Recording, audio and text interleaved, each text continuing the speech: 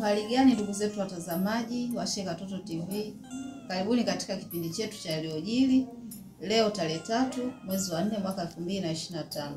Naye kuletea kipindi hiki ni mimi mtangazaji wako Rose Mabula nikiwa na mwenzangu Asnat Lusinde.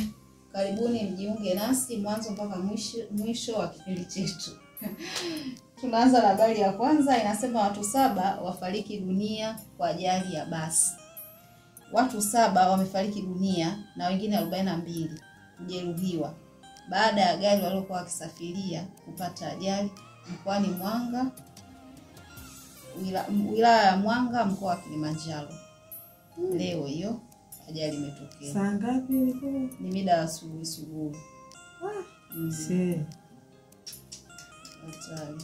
40 ndio wafariki. Watu 7 wamefariki. 7. Na wengine 42 majeruhi ambao wako hospitali. Wako hospitali. Tunaenda kwenye habari nyingine, inasema Kafulila afafanua sababu za kukatika kwa umeme.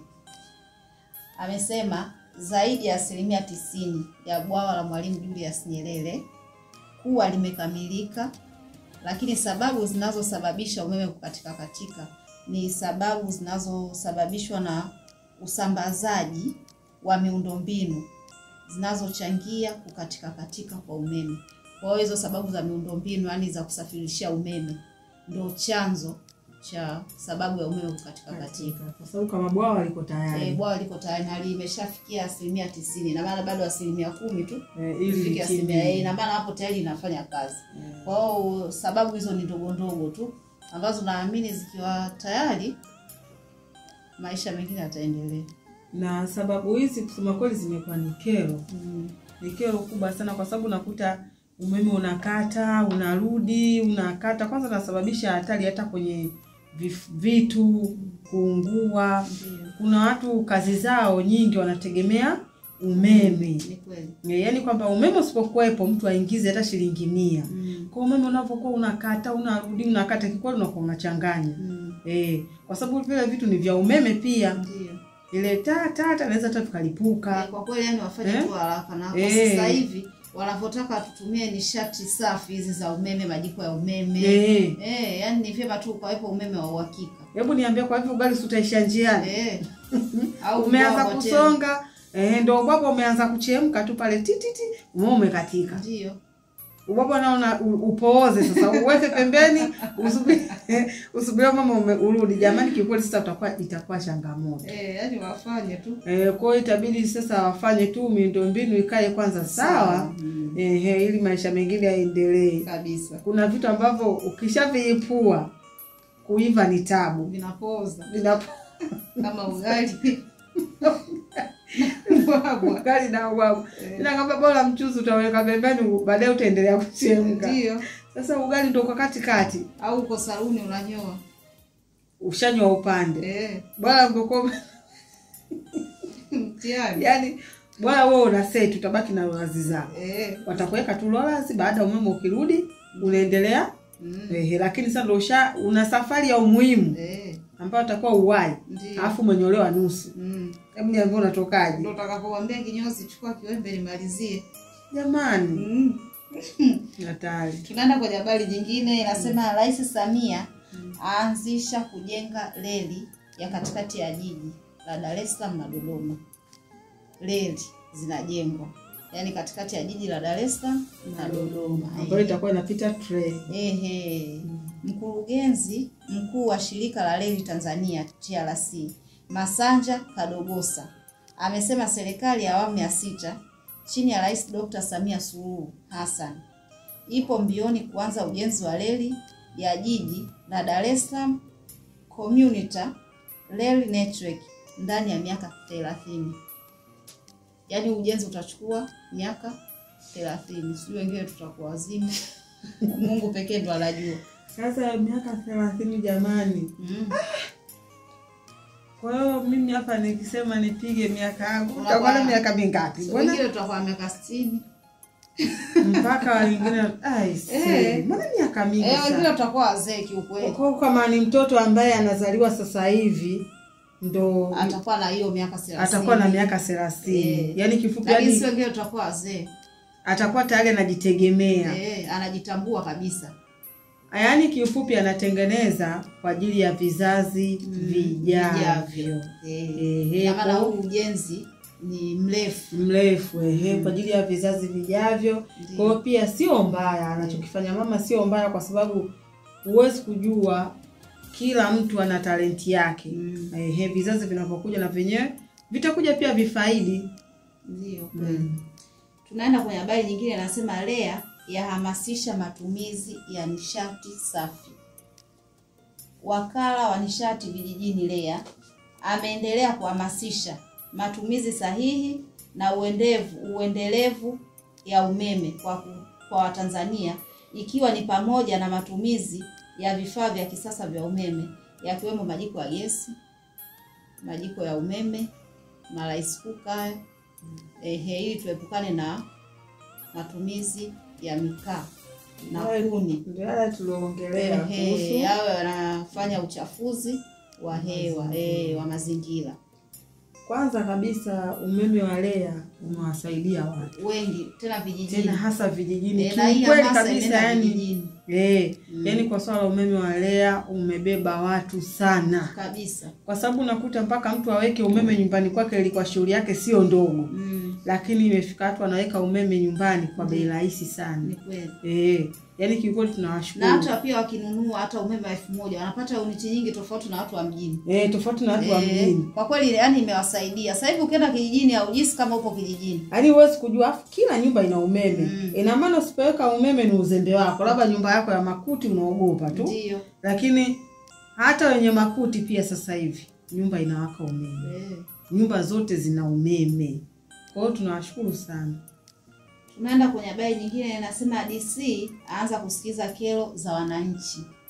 Mkuu wa wilaya ya Nzega na Itapwaki Tukai ameanza kusikiliza kero za wananchi, ikiwa ni ziara yake iliyoanza tarehe 3 hadi Aprili 9 kwa lengo la kujadili masuala ya maendeleo na mwenendo wa utoaji huduma za serikali huko Nzega. Kwa hiyo mkuu wa mkoa ametoka ofisini, anapita kwa wananchi kusikiza kero mbalimbali na kujadiliana masuala ya serikali. Ndio inavyotakiwa. Kiongozi kwanza anatakiwa awe hivyo. Kwa sababu viongozi baadhi ya viongozi unakuta anaenda kwenye maeneo akiwa tu kipindi cha anataka kupigiwa kura. Baada ya hapo hawaende kuwasikiliza wa Tanzania wanahitaji nini. Kwa sababu watu walokupigia kura ndio watakuwa wasikilize kero zao. Kwa hiyo pia anafanya kitu kizuri. Tunaenda kwenye habari nyingine, nasema watu 19 mbaroni kwa tuhuma za kufundisha vijana njia ya kuwa mamilionea. Watu 19 yani kuwa mamilionea. Hiyo kiboko mtandaoni. Wanawafundisha jinsi ya kuwa mamilionea. Wanawafundishaje? Ndio jeshi la polisi mkoa wa Morogoro linawashikilia watu 19 wanaodaiwa kuwatapeli watu kutoka mtandaoni katika makampuni yanayowarubuni vijana kwa kuwafundisha mbinu za utajiri kupitia njia za mitandaoni. Hivi unaona inawezekana? Kwanza mitandaoni unajua kuna vipindi vya kwanza wapiga watu hela kidogo. Ila kipindi cha sasa hivi wanakamata. Kwanza nakamata kama mtu kakurupuka. Uweze kunitumia message mimi ukaniambia eti tuma hela kwenye namba hii, jina natoka fulani. Wakati sina mawasiliano na wewe. Ndiyo. Sasa hivi hatuendi hivyo. Yaani sasa hivi usisikilize message. Pigie mtu simu kama kweli kuna mtu umemwaahidi kumtumia pesa. Ndiyo. Basi hakikisha unawasiliana naye kwanza kwa simu, si kwa message. Ndiyo. Mpigie simu. Halo hii message umenitumia wewe? Mbongo ana akili wewe? Sasa hivi watu wengi wamepigwa kwa sasa hivi watu hawapigi kizembe. Ndiyo. Kwa sababu umeshagundua kwamba kuna matapeli wengi. Sasa alafu kila siku wanakamatwa na wanazaliwa kama hivyo wapo. Ina maana wanaokamatwa wengine na wanaofundishwa wengine. Kwa hiyo mkikamata 20 wao wanafundisha 40. Sio, unanielewa? Ndio maana changamoto inakuwa kubwa. Kwa hiyo mnavyoona amekamatwa 50 na 100 kule wanakuja. Ndio. Tayari washakuwa na elimu hiyo. Vijana tafuteni kazi jamani, mfanye. Na hiyo kwa sababu ya kutaka mafanikio ya haraka. Mwenzako maskini ya Mungu saa nyingine mama nyumba yake kamwaahidi amtumie pesa. Anaona ile message, mwingine anakuwa na wenge jamani. Anachukua kila kinne chake anakituma. Wewe unaichukua ile pesa. Mwenzako anapigiwa baadaye na mwenye nyumba, mbona hujanitumia hela? Mama, mbona ana kutumia kuja kujaribu hela ishafanyaje? Ishatolewa. Mwenzako unakuta ile pesa kaitafuta saa nyingine mwaka mzima. Unajua lakini ni ndogo kwenye kuitamka. Na ni kubwa kwa mtu mwenye shida. Na kuitafuta pia. Kwenye kuitafuta shughuli yake sio ndogo, inakuwa kama milioni 1. Ndio. Hela ndogo kuitaja tu, kwa mfano milioni 10. Shilingi 50,000. Hiyo 50,000 lakini kwamba uitafute changamoto yake sio ndogo. Kwa aache tabia hiyo, sio tabia nzuri. Tunaenda kwenye habari nyingine, anasema muuguzi asimamishwa kazi kupisha uchunguzi tuhuma za kifo cha mgonjwa. Mkurugenzi mtendaji wa halmashauri ya wilaya Tunduru mkoani Ruvuma, Chiza Malando, amemsimamisha kazi afisa tabibu wa zahanati ya kijiji cha Marumba kata ya Marumba, Ignas Justin Magomba, ili kupisha uchunguzi wa tuhuma za uzembe kazini zinazomhusisha na kifo cha mwanamke mmoja aliyefahamika kwa jina la Zainabu Kazembe Boma. Zainabu Kazembe Boma amefariki. Na ndugu zake ndipo alipokuja juu. Kutokana na huduma iliyotolewa pale hospitalini walipomfikisha, haikualizisha. Matokeo yake akapelekea kufariki. Kwa ndo huyu afisa mtendaji amsimamisha kaingilia kati kumsimamisha kazi. Ili iwe fundisho kwa wengine. Unajua ukichukulia kila kitu rahisi tu, mwingine hawezi kuona uzito wake. Binadamu waga ajifunzi mpaka aone jambo limemtokea mwingine. Kwa akiona changamoto kama hii, kuna baadhi ya wengine ambao wanakuwa wazembe kama hivyo, watakuwa na wenyewe wanashtuka kwamba hapa nikicheza nasimamishwa kazi bila malipo alafu. Unaishije? Unajua kuna watu wengine wanamchukulia mtu akiwa anaumwa wanamchukulia kawaida sana kwa sababu haumu yeye. Mtu hata kama hana hela, muhudumieni, muacheni hospitali mpaka mtapomaliza madeni yenu, basi mtamchukua. Lakini tayari kashakuwa kwenye hali nzuri. Unajua maumivu yanauma jamani. Binadamu hata ukiumwa kidole, ugonjwa wote utasikia kichwa kinauma, hujaumwa tumbo. Tumbo linauma, hujaumwa mguu. Mguu unauma, hujaumwa mkono. Mkono unauma, hujaumwa pua. Kwa kila kitu kinauma. Unajua kuna habari nyingine, mwanamke kabadilishwa mtoto Arusha huko. Hiyo nimesikia leo. Kabadilishwa mtoto. Nasikia. Sasa mimi natakaga kujua kitu kimoja. Hii kubadilishiwa mtoto sasa, huyo aliyetaka kubadilishiwa yani alitaka mtoto labda wa aina gani? Ndio mimi sijajua. Kwa sababu bado maaskari wanafanya bado uchunguzi. Na vipimo vimeshachukuliwa vya mama na watoto. Umeona hatari? Inakuja kugundulika kweli mtoto huyu mama kweli kaibiwa. Unakuwa jao loiba. Unajua kuna watu hataki kubaliana na matokeo ya Mwenyezi Mungu. Unakuta watu wanakaga ndani wanadanganyana kwamba mimi nataka uzae, yani mtoto, mimi nataka mtoto wa kike, huyu anasema mimi nataka mtoto wa kiume. Kwa hiyo mwanamke mwingine kwa ajili ya kumfurahisha huyu mpenzi wake, kwa mfano alikuwa anataka wa kiume, yeye aendelee kumpenda, alikuwa anataka kiume, ndio anaenda kumtafuta wa kiume huko, yeye kaza wa kike. Sasa anakosea. Kwa sababu Mungu ndo kakupa yule mtoto. Yeye Mungu na maana ana akili. Hapo sasa. Kwamba kwa nini anakupa yeye mtoto wa kiume au asikupe mtoto wa kike? Ina maana ana makusudi yake. Sisi binadamu huwa hatuelewi. Yaani Mwenyezi Mungu ana makusudi yake, kwa sababu angekuwa hataki pia asingekupa huyo wa kike wala wa kiume. Kuna mtu anatafuta hana wa kike wala wa kiume, hata mlemavu hajaye kuzaa. Yaani yeye unakuta mwenzako anatamani, wewe unamkataa, anatamani hata apate. Mimi bwana sidhani kama kuna swala ambalo kusema eti nikizaa mtoto fulani sijui itakuwaje. Mimi Mungu kanipa wa kike watupu, nitawapokea, kanipa wa kiume watupu, nitawapokea. Sawa, tuachane na habari hiyo, tuende kwenye habari nyingine ambayo anasema ajinyonga siku moja baada ya kutoka jela. Mtu mmoja aliyejulikana kwa jina la Asumani Idi, ana umri wa miaka 35. Mkazi wa kata Ndembezi, manispaa ya Shinyanga, amekutwa amejinyonga katika kata ya Kulandoto siku moja baada ya kuachiwa kutoka polisi. Mke wake alienda kumtolea dhamana amtoe mumewe, na alipotoka alilala siku moja, siku yake alienda kujinyongea katika kata nyingine. Sasa kwa nini ajinyonge? Haijulikani sababu. Sasa anajua mwenye na changamoto zake.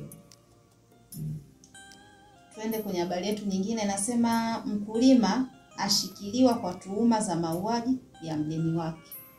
Yaani huyu mkulima kamuua mdeni wake ambaye anamdai. Jeshi la polisi mkoa wa Morogoro linamshikilia Jackson Nelson Katabi mwenye umri wa miaka 30, mkulima na ni mkazi wa Kapolo, kata ya Kibaoni, wilayani Kilombero, kwa tuhuma za kumuua George Magnus mwenye umri wa miaka 30. Wote hao wako sawa. Sababu anamdai pesa. Haya, alipomuua kalipwa.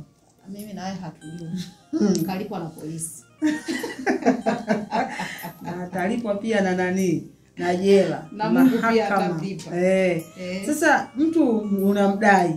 Halafu unamuua, anakulipa nani? Ndio hapo. Kwanza sio kumuua tu, hata mtu unamdai unaenda kumweka polisi, anakulipa nani? Mtu ukimdai, nendeni kwenye vyombo vya sheria ambavyo mtalipana, mkaandikishane. Mimi namdai labda 200,000, atakulipa pesa yako, kwa sababu ukichukua kimweka ndani hauna atakaye kulipa, maana huyo ndio unayemdai. Lakini sasa wewe unapochukua majukumu yako, kwa hiyo unaenda unamchinja mwenzako, unamfanya supu, unalipwa na nani? Hapo sasa. Ndio naambiwa tumia akili, usitumie hisia. Maana ukatumia hisia zake zimempelekesha. Ila angetumia akili isingekuwa hivyo. Ni kweli. Haya tuna mazito. Mazito yenyewe sio madogo. Kwa leo tunaishia mtihani. Ndugu zetu watazamaji wa Sheka Toto TV, kwa leo katika kipindi chetu cha Yaliyojiri tunaishia hapa. Msikose kujiunga nasi kesho muda na wakati kama huu, kipindi cha Yaliyojiri. Tuangalia habari mbalimbali na matukio yanayotokea kwenye nchi yetu. Mtangazaji wako ni mimi Rose Mabula, tulikuwa na Asnati Usinde. Kwa pamoja tunasema kwa elimu.